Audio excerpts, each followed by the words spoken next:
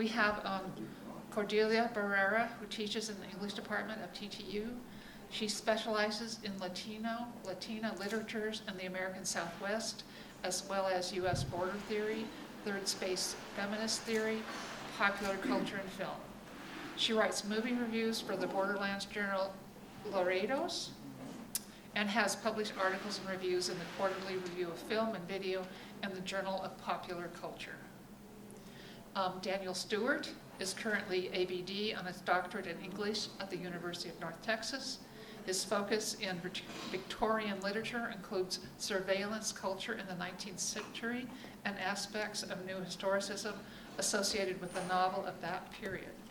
Since 2017, he has worked as a librarian of the health sciences at Texas Tech University.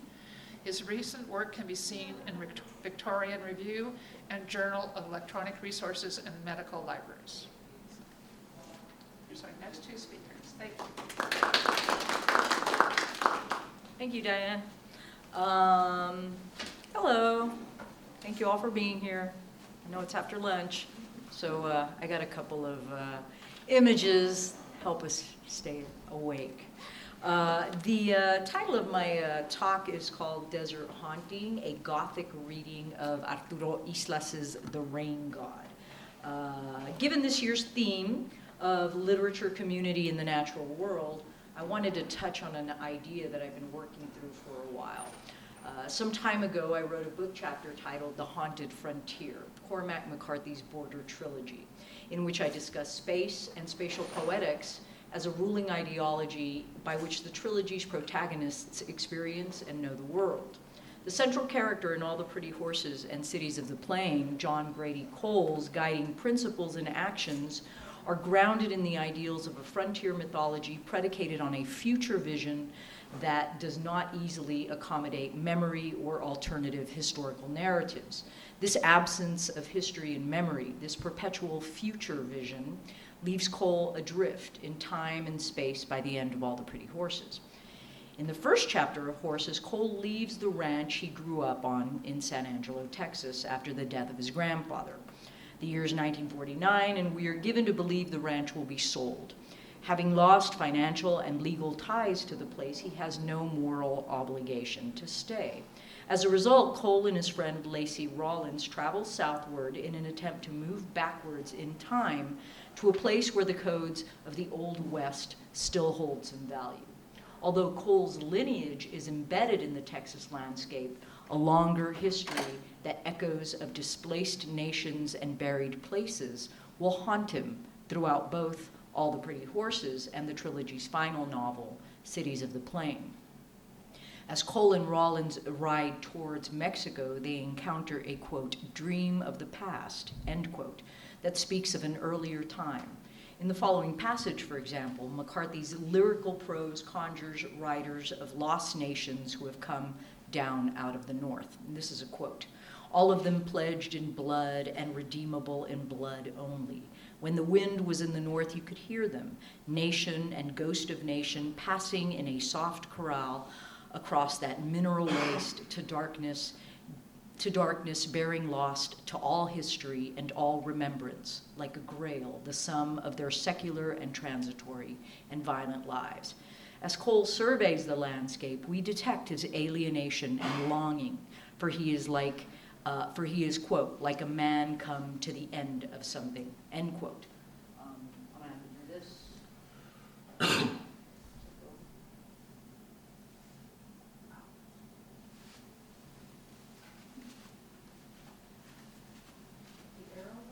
There we go,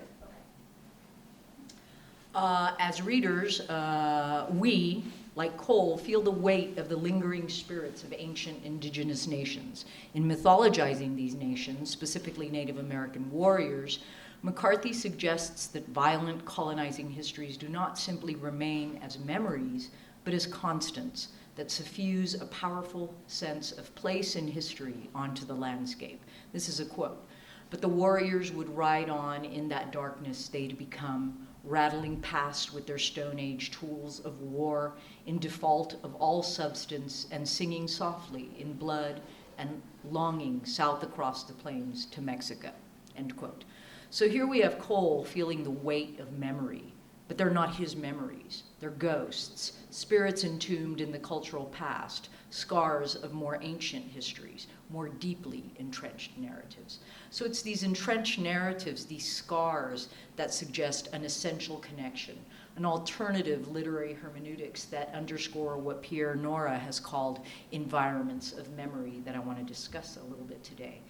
Where the American Southwest in the Border Trilogy reflects the competing claims of Anglo, Hispano, and Indian cultures, in Arturo Islas's classic Chicano novel, The Rain God, we penetrate the landscape's layered history and touch those spaces where real and unreal and past and present worlds meet.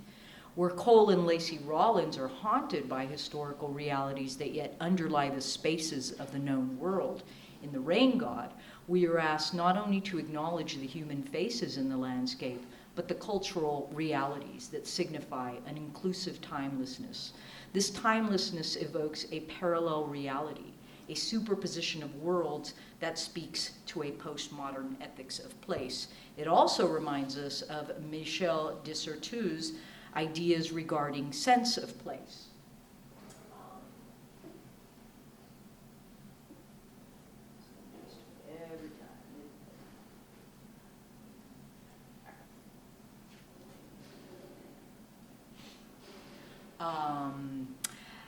He states, quote, "While place is dogmatic, the coming back of time restores an ethic to place," end quote. In The Rain God, the main protagonist, an adult Miguel Chico, returns to his childhood home, a fictional town on the Texas-Mexico border in the American Southwest. The town is most likely El Paso. At the core of The Rain God is the trickery of the desert and desert gods who favor retribution. Here, too, are all the saints and sinners that make up Miguel's family, the Angels. The Rain God, which serves as both the title of the book and the novel's final chapter, is metaphorically linked to the desert. And it's here that life and death continually merge. In the novel, the home represents a space of subjugation and alienation. The desert, to use José Limon's phrase, is bedeviled, a colonized space that exemplifies Gothic tropes and primordial imagery to illustrate how the past does not die, but remains a repository of memory and culture for Mexican Americans and Chicanas and Chicanos, as well as American Indians. The home and other, quote, civilized spaces, hospital rooms, parlors, closets, sick rooms, act as way stations to the desert, the ultimate destination. Although the desert is associated with death, graveyards, terror, and bodily horrors, it is also, and more importantly, a place of freedom tied to ancestral connections and an ethical vision for navigating the world in ways that promise healing, renewal, and a lifting of disruptive practices tied to colonialist projects in the American Southwest.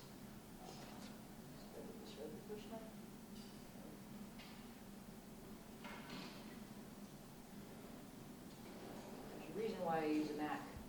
This is the reason why. I think the arrow key will advance it.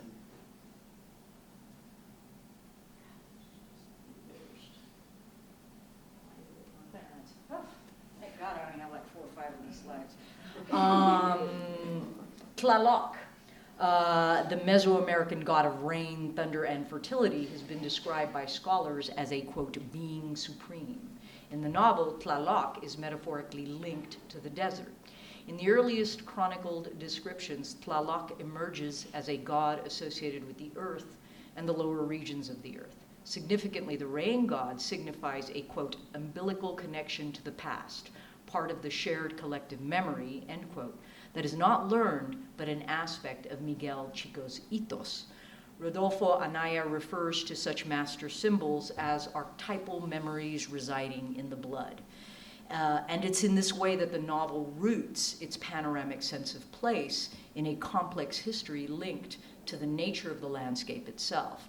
This bedeviled, colonized space and the novel's primordial imagery is geologic, circular, and Gothic. And it's here that we find elements of what Scott Sanders and others have called frontier Gothic. Frontier Gothic texts evoke an uncanny fear or terror terror via one or more characters' active participation with wild, liminal, or borderland settings. The novel is a postmodern narrative where competing claims of culture underscore an unsettling palimpsest of narrative and cultural forms such that settings and locales become haunted by history. Throughout the novel, Aslas's focus on the material body, recurring hauntings, the undead, and liminal spaces constitute Gothic tropes that underscore the southwestern desert as a place of ambivalence, both alluring and deadly, both giver of life and taker. Scholarship of the rain god has not prioritized place in such a way that foregrounds the ecospatial significance of the desert as a generative site of ideology and ethnic identity. In this semi-autobiographical novel, the desert is a nexus, a structuring device by which Miguel Chico works through personal, familial, and historical trauma.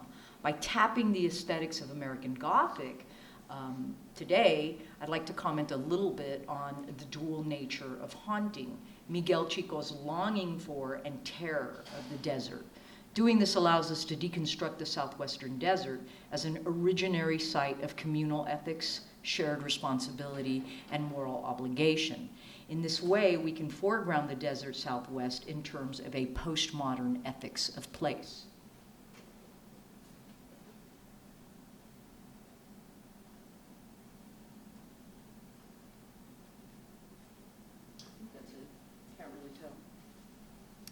Like McCarthy's Border trilogy, The Rain God is a borderlands text. It reminds us how space in the Southwest was often mistaken from those who revere the land as a distinct place, a cultural and ancestral home for Mexicans, Chicanos, and American Indians. When we look to border places as part of a system, quote, caught in a swirl of histories, temporalities, and narratives, end quote, we can better understand what I call the bordered frontier as a site where the production of place supersedes the imperatives of space, wherein American Adamic heroes like John Grady Cole played out or performed frontier stories.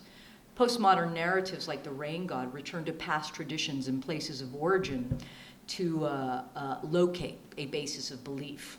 Scholars have discussed the subjective time frame of the novel in terms of the protagonist's near-death experience at the novel's outset to underscore how his need to return to his birthplace in the desert reflects the idea of coming to terms with the past so as to be free of it. We learn at the onset that Miguel Chico, in the months before the operation that will save his life, quote, grew thirstier every day as he longed to return to the desert of his childhood, not to the family, but to the place, end quote. His thirst aligns him with the Mesoamerican rain god of the novel's title, and throughout the novel it appears that he desires to exercise elements of his past, but this need is undercut by his compulsion to integrate racial memories in ways that effectively redirect his future. In the novel, the southwestern desert represents Miguel Chico's need to reclaim an originary space, both literally and spiritually. The complex issues of ethnicity that the protagonist struggles with can be read as primordial sentiments that correspond to a homing in theme that Stuart Cochran asserts as the most emblematic found in contemporary American Indian novels. William Bevis writes that in Native American novels, quote, coming home, staying put, contracting, even what we call regressing to a place, a past, where one has been before, is not only the primary story, it is a primary mode of knowledge, end quote. If we consider the desert as a dominant ideological strategy in The Rain God, the structural device that not merely cements the protagonist's history, but suggests an essential connection, what Cochran calls an inextricable mixture, in which the primordial becomes a part of the culture and community that constructs the people in the land in a primordial nexus, we engage the Gothic texture of the southwestern landscape in terms of the political force of haunting. To haunt is to long to return, and to be haunted is to fear what might return. The duality of haunting, its longing and terror, figures centrally in The Rain God. This is further seen in the way that the author binds the bodies of Miguel Chico's family, the Angel clan, to an ancestral cosmology grounded in the earth itself and around which a protective community is constructed. There's an alternate temporality at work in the rain god. The desert is a dynamic landscape that Miguel Chico responds to with both fear and awe. Once he begins to understand that as a communal site of subjective knowledge, the desert is so powerful as to will the immaterial from the material, he moves from a displaced observer to someone who understands the language of the desert. Well, maybe not the language, but the hungers and thirsts that the desert signifies. He longs for the desert at the novel's start, and early on he approaches it from a distance. But as he learns to integrate the place into his psyche, imaginatively and through memory, it strengthens his resolve so that by the novel's end, he drops the hand of his mother in a symbolic gesture of his unfolded consciousness. Up to this point, he's been trapped by US and Mexican forms of cultural nationalism and conflicting ideologies. He's further been haunted by the subjugating practices of matriarchy and institutionalized religion. In the end, we find him seeking something different.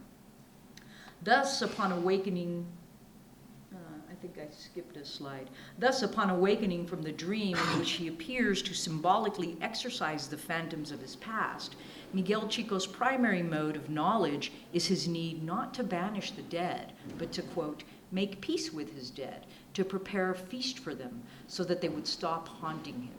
He would feed them words and make his candied skulls out of paper, end quote.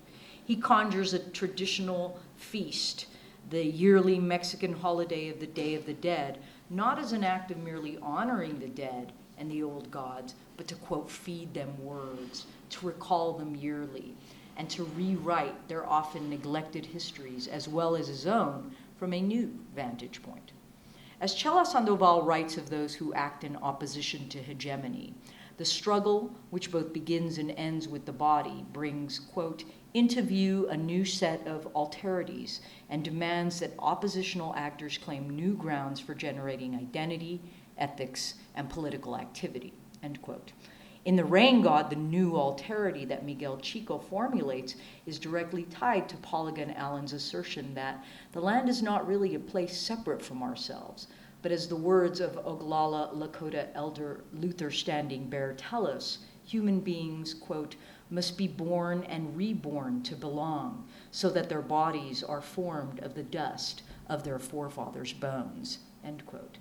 Miguel Chico must not banish his ghosts, but learn from them rather than be crushed by them. And although the desert remains associated with death and bodily horrors, in The Rain God, it is a place of healing, regeneration, and desire.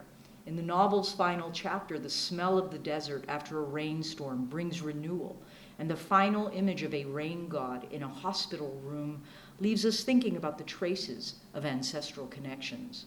For Miguel Chico, the act of remembering and revering becomes an ethical stance for navigating the world through lifting the veils of disruptive practices that have historically subverted and silenced originary sites and practices bound by community.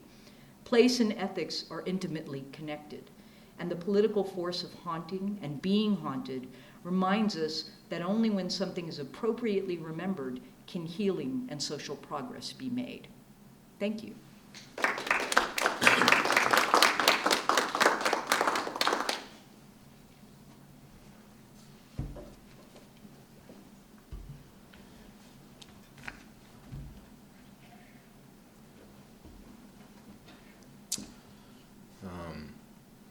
This project was originally a conference paper a few months ago at a conference called Inks in Dallas about monuments. And so I've been developing it into what I hope will be a full-scale paper pretty soon. But in Dickens, many institutions evoke the dismal conditions of Victorian life. Ragged schools, workhouses, and slums extend the sense of overcrowding and poverty, while misfortune too often visits the poor and neglected. Less attention is perhaps paid to the author's equally passionate contempt for urban cemeteries, where the city's downtrodden are laid to rest. In Nicholas Nickleby, he describes a city graveyard raised only a few feet above street level. The villain Ralph Nickleby, ironically on his way to meet a similar fate, observes the dead parted from the living by a little earth and a board or two, no deeper down than the feet of the throng that passed there every day and piled high as their throats. This was a pressing health concern of the period, as the exposed corpses actually contributed to rampant contamination and illness. As with other causes championed by the author, concern for plight of the dead became a public outcry. An 1850 address to the Metropolitan Sanitation Commission spelled out his disgust regarding overcrowded parish burying grounds. This great sacrifice of human life, he says, is accompanied by an amount of physical degradation and mental depravity, which act as effective barriers to the inculcation either of social obligations or Christian virtues. In viewing such memorials to the dead as insufficient and degrading, Dickens foregrounds an important aspect of social awareness consistent with his views on inequality, as well as how untreated ecological concerns create truly human problems. Yet, his concern also extends to the precise way the dead are commemorated, to the actionable means that bind a community together, and one that entails lasting implications for how monuments to the dead are memorialized. It is in Bleak House where he most develops these ideas. The urban cemetery where Captain Hawdon, known as Nemo, is buried is not only integral to the narrative by connecting characters and forwarding the plot, it articulates the author's understanding for how monuments extend beyond their fixed spaces. As Mary Beaudry says, it is how they embody the tangible incarnations of social relationships.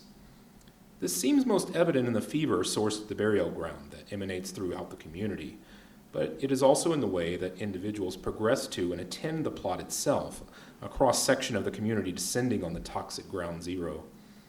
As Herbert Bloomer states, a monument's strength derives from individuals acting toward things on the basis of the meanings that the things have for them.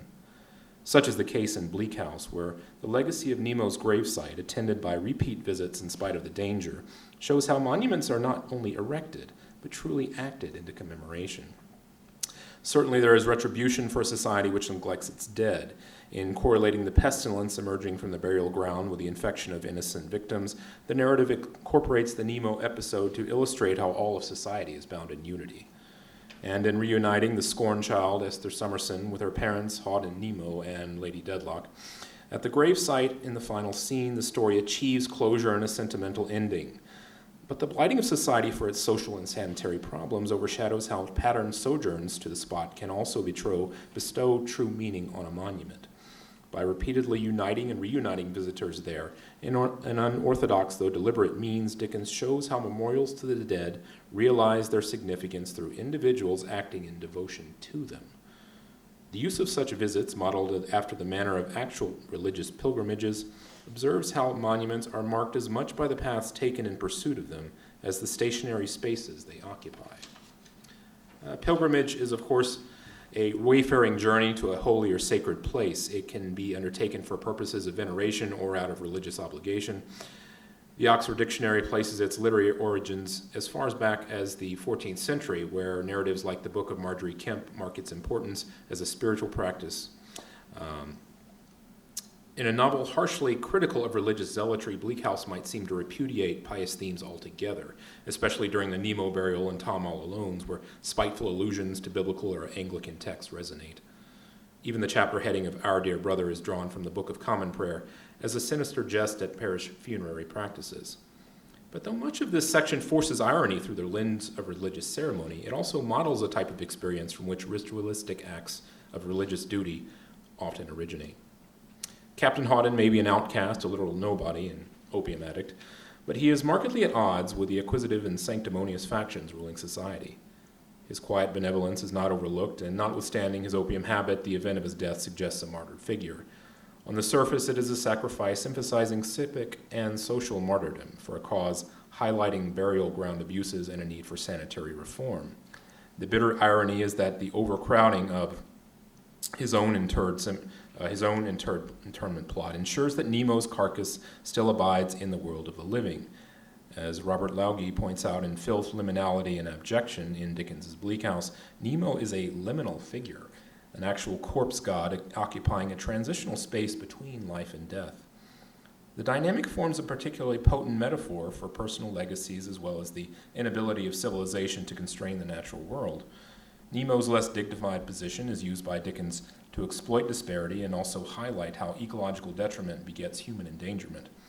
Yet, even considering this, his death and internment hold deeper implications. Such a perspective is perhaps easy to overlook in the aggressive satire framing the burial. The focus is truly on the plight of the urban poor, those unfortunates laid to rest, like Nemo, through neglect and apathy, only to be raised in corruption in the form of contagion spreading from the rotting corpses. Dickens's mockery reaches its peak in the last few paragraphs of the section with sardonic references to the spot as a beastly scrap of ground which a Turk would reject as a savage abomination. Further allusions to filth and contagion imply the diseased state of the graveyard, and following his burial, Nemo is explicitly described as the source of a lingering problem, an avenging ghost at many a sick bedside, with every poisonous element of death in action close on life. But despite this, a solitary mourner makes his way to the site, a little suspecting the deadly poison arising from the tombs. It is Joe, the crossing sweeper, one of Dickens' orphans, and another in a long line of unfortunate souls misused by the world. And while his plight is well incorporated for purposes of indicting the powers that be later on, his dedication to Captain Hawdon reveals how monuments to the dead receive validation through human attachment. His pilgrimage to the gravesite seems something of an afterthought, his slouching figure a poor excuse for a pilgrim. Yet his presence sees the first of 3 vigils, all framed as solemn moments of reverence. As an act of tribute, Joe adorns the site with some modest improvements. He softly sweeps the step and makes the archway clean amid something like a distant ray of light, which Dickens intends as a halo. But more important than the sentiment are the implications for the surviving world, for the legacy among a still struggling humanity who turn their attention to death's monuments for solace. Like Antigone of the Greeks finding no greater glory than to give her own brother a decent burial, Joe, the rejected witness at the inquest, knows no other destiny but to consecrate the grave of Captain Hawdon with his one worldly possession. Any reward for this does not seem to be in this life. The death of his friend presages an even sadder existence for Joe. Soon to be caught up in a web of scandal, treachery, and terminal illness, his tribulation will become even greater, his fortunes dimmer, until the event of his own fever-induced death. His ties to the Hawdon gravesite affirm his own identity in these, his final days, even as they also mute it out. For even without knowing the name of his friend, Joe knows the burial ground of he who was very good to me, as a source of fulfillment until his dying breath.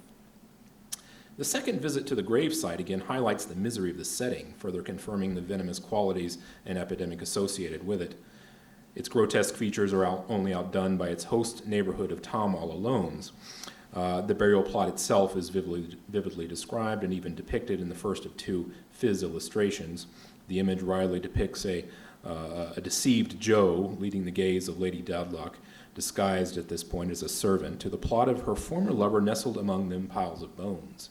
Mentioning the coffin's elevation above the ground as very nigh near the top, Joe comments on how they had to stamp on it to get it in. The scene is borderline macabre with its detailed look at the crypt of overcrowded coffins and their refuse, not to mention the rats scampering to and fro. Joe's casual expression betrays his station in life when accustomed to despair and abandonment. It is an unusual contrast to Lady Dedlock, who recoils in horror. Gruesome as it is, however, this scene depicts a pivotal point of closure after touring other strangely prophetic places, all testaments to the deceased's life and death. Wishing to know the place he wrote for, the place he died at, the place of the inquest, in addition to the place he was buried, Lady Dedlock, as the veiled servant, is led by Joe to all of the places that were spoke of in the account in search of her former lover. It is a progress of method as well as means. Stalking through the dreadful places in deliberate fashion, Joe is not told to guide so much as he is commanded, ordered to listen and be silent, go on before and warn not to look back. Lady Dedlock, too, never turns her head, religiously following the lead of the horrid creature in rags before her. This veneer is maintained until the gravesite, where the scene of horror before mentioned shifts the mood to alarm and desperation. Here the matron must ultimately give way to her need for truth and solace, charged by the urge to confirm if the ground is blessed. She has Joe show her the spot again, and after a few moments silently gifts him a gold sovereign, whereupon he does his best to redirect her gaze to the exact plot with his broom handle. It is an oddly vulnerable interaction between two disparate characters, and Joe too lets his guard down to stare at his benefactress before her sudden exit. Though indifferent to the abomination, whether it is consecrated or blessed or even consequential ground, he tends to the side again after the ghost-like departure of his fellow mourner, sweeping the archway and step and passage with great care. The graveyard episodes are noted as much for their censure as their revelations and patterned imagery, and this second visitation is likewise filled with a scorn, as Dickens does not shy away from the contradictions plaguing society.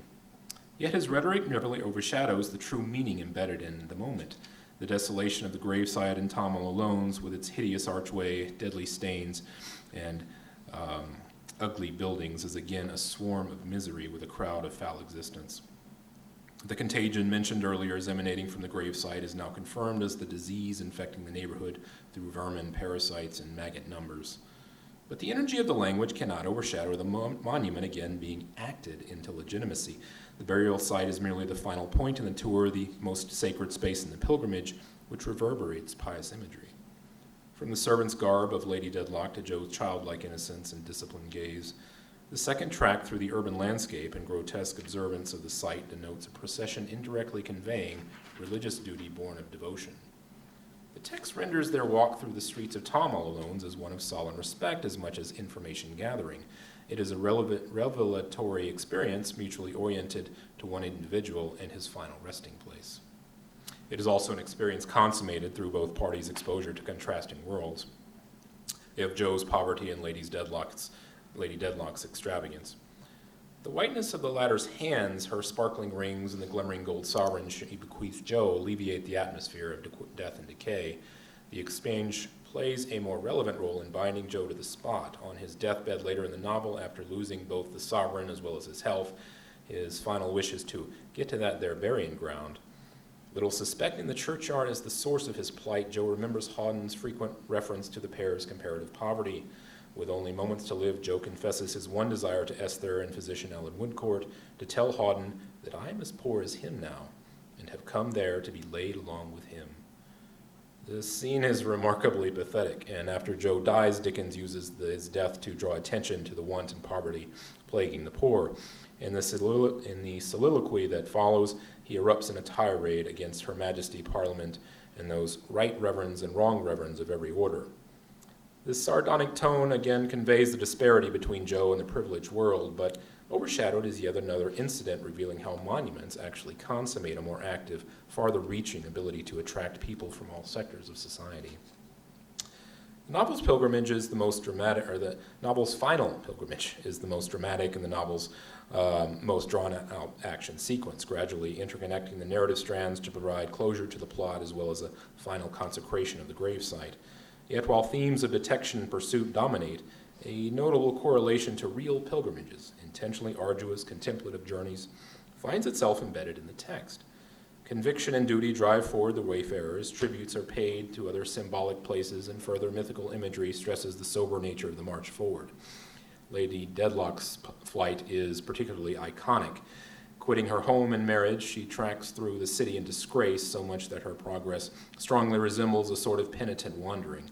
Likened to Cain in exile after his murder of Abel, she is perhaps more like the banished Oedipus, blindly in search of her own Colonus.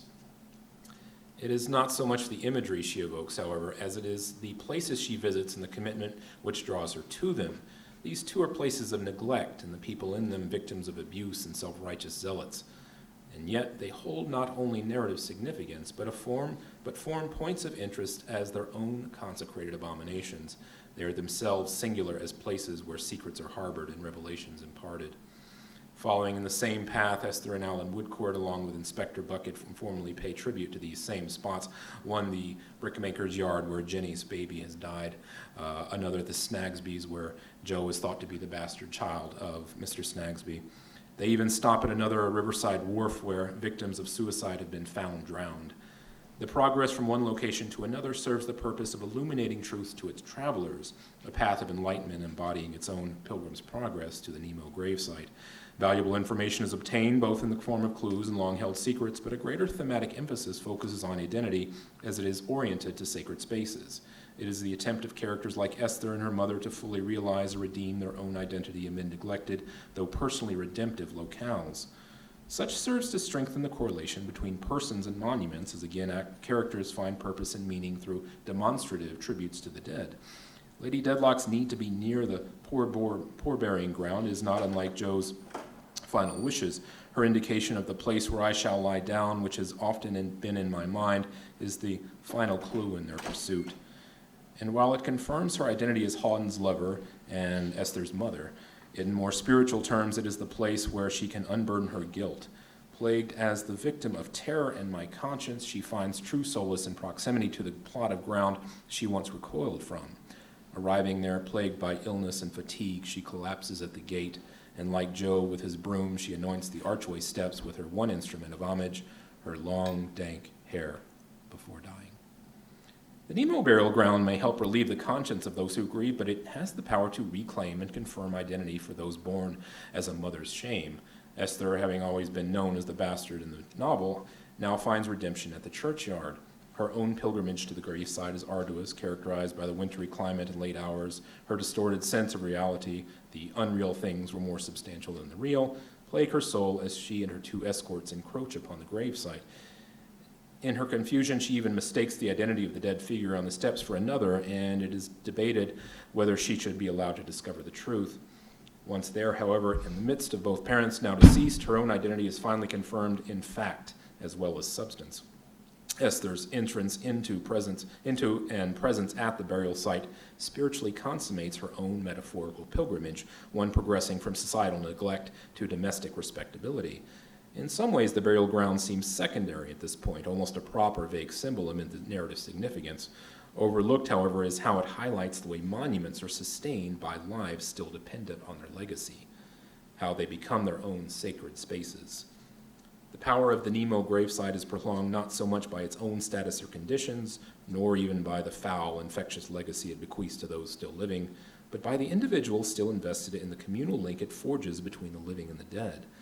Yet these connections extend beyond on-site admiration to devoted, pious, and even arduous physical journeys made to truly realize the true value of such a bond. This final graveyard visit has been judged, even criticized, for its excessive pathos, just as the other graveside homage moments reach for a determined purpose. The finality of the scene may demand too much from emotional significance. It is not an uncommon critique of Dickens. D.A. Miller has pointed out how these closural moments in Bleak House or other novels repeatedly end by producing a corpse, as though the novel wanted to attest not just to the finality but also to the failure of a closure that, even as it was achieved, missed the essence of what it aspired to grasp. Bleak House is certainly one of the most death-haunted novels in the British literature, and Dickens's taste for generating sympathy through death seems to lend a moral determinism to his art. However, while the story may reach too far with its reliance on death, the return visits and method as well as means echo the degree monuments are acted into being. Contrasting the Nemo gravesite is, of course, the mausoleum in the park, where Lady Dedlock's remains are preserved. While it points out the disparity between Nemo's burial and her own, it is the soulless lack of resolution that diminishes her memory. Far from consecrating her legacy, the mausoleum can only serve as a source of gossip among the world of fashion, who wonder that others interred alongside her never rose against the profanation of her company. The matter of her death is all a mystery, and though her memory is quietly kept by her pardoning husband, Sir Leicester, the same process of commemoration, an active ambulatory tribute in pursuit of redemptive truth, cannot validate her memory with the same cathartic power. Through the recurrent meetings at the Nemo gravesite, Dickens portrays how the dead truly communicate to the living, not by mystical revelation or even biological contamination, but by the broader scope of action their memories can authorize.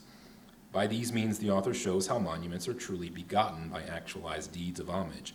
Through the meaning embedded in such actual pilgrimages, never named as such, the author describes not only the destination's significance, but the equal importance of the path taken toward them. It is not just an idle gesture by the author to arrange such excursions. The fact of the journey and all its methods of progress betokens the significance that burial sites engender. Consequently, in Bleak House, Dickens perceives that you will always have the poor with you, even after they die. He also shows that their memory is sustained as much by the process of validation their monuments initiate as the fixed status of the shrine itself.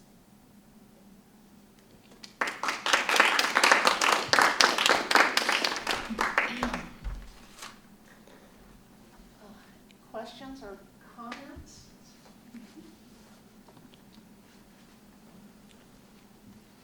Oh, I'm sorry, Lisa. I'll ask a question.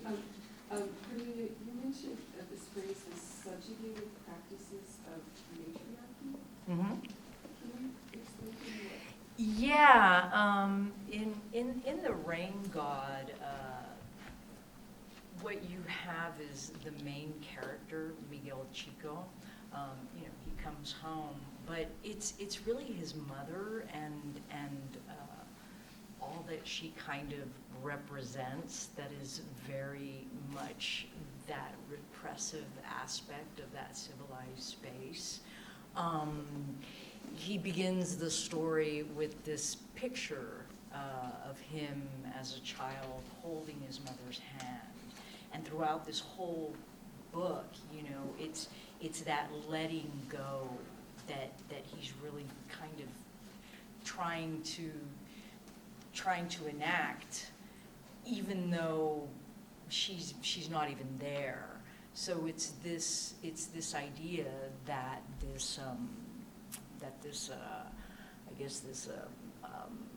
this lineage that the mother represents, and what his mother seems to signify is the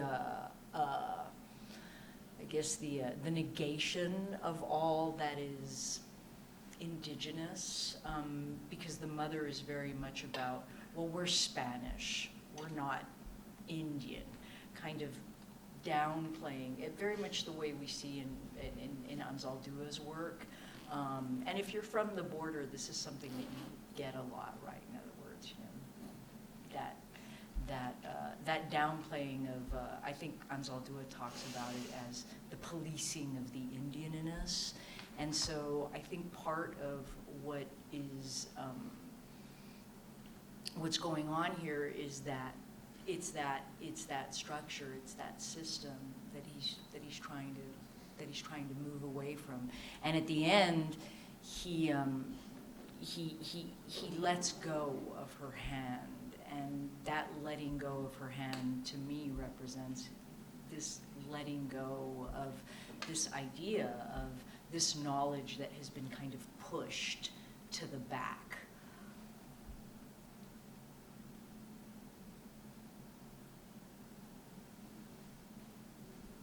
Hi, I'm sorry I was late for the session, but I got to hear part of Dan's paper, and it made me think of Stacy Limo's concept of transcorporeality, in which she's, bringing in sort of the sense of new materialisms. I don't know if maybe you mentioned that earlier in the paper, but that, like, I guess what I'm saying is there's a sense in our current cultural moment of looking at new ways of thinking about environmental issues and our connections among each other, to other beings, to parts of the planet, that it seems like you're gesturing towards as well, right? That you're looking at ways that Bleak House suggests that we're connected in ways that are not conventionally seen or depicted, right? You're teasing that out of Dickens. Yeah. I mean, the dead character in the novel is a liminal figure. He's called a corpse god, and I think in a lot of ways he is kind of, or Dickens at least is talking about. I guess I'm not really familiar with new materialism, but how even our corporeal bodies and the material essence of ourselves are bound in this kind of unity that corresponds to things that we don't understand. Yeah, we can talk more about transcorporeality. So wrapping my head around it makes sense. Well, Dan, I was curious, and this might be outside your area of study or a historic question, a literary question, but all see Dickens as somebody who, through his literature, sparked some changes in his society, sparked outrage. Was there something that happened about the cemeteries and the graveyards? You mentioned that, I think, early on. Yes, actually, in 1851, they started, reassessing these parish burying grounds, and and not really investigating the contagion that was sourced there, because they didn't really understand at this point, but just the kind of the ugliness of the way human beings were treated in this undignified way. They started creating plots a little more further out in the city that were a little more well regulated and run.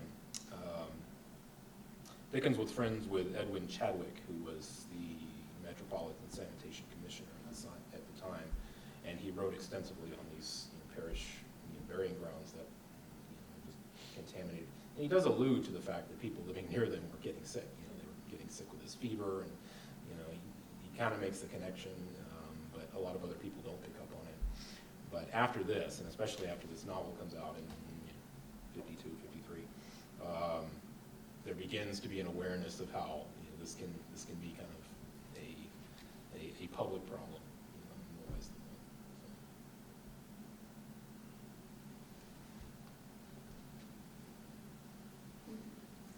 Well, I'd like to thank our two presenters. I know one of the things I've always liked about this conference is I get introduced to new writers and new texts that I haven't heard about before and would like to read now.